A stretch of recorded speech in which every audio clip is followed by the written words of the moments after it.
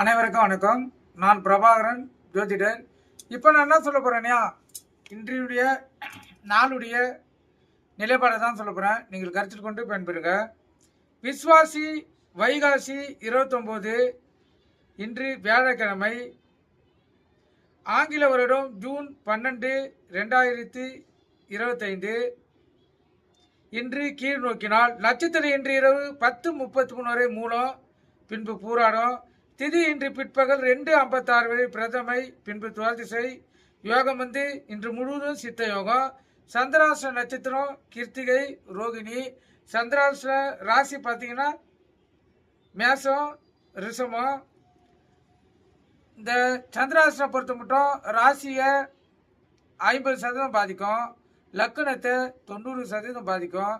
அதனால் இந்த மேச ராசிக்காரங்கள், ரிஷப் ராசிக்காரர்கள், மேச லக்கணம், ரிஷப் லக்கணம் வண்டி வாகனத்தை செல்லக்குள்ள மிகவும் கவனமாக செல்லணும். போக்குவரத்து விதிமுறைகளை கடைபிடித்து செல்லணும். எக்காரத்தை கொண்டு வண்டியை இயக்கி கொண்டு மொபைல் ஃபோனில் பேசக்கூடாது. வண்டி எடுக்கக்குள்ள அனைத்தும் சரியாக தான் பார்க்கணும். முக்கியமாக பிரேக் பிடிதா பார்த்து தான் வண்டி எடுக்கணும்.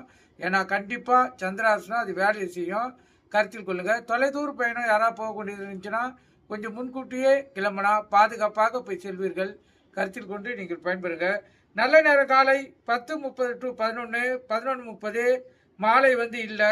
கௌரி நல்ல நேரம் காலை 12:30 to 1:30, மாலை 6:30 to 7:30.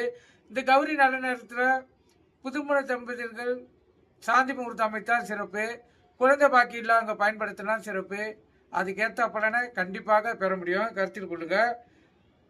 ராவு காலம் மதியம் 1:30 to 3, யமகண்டம் காலை 6 to 7:30, குளிகை காலை 9 to 10:30. குளிகைனா மாந்தி, மாந்தினா குளிகை.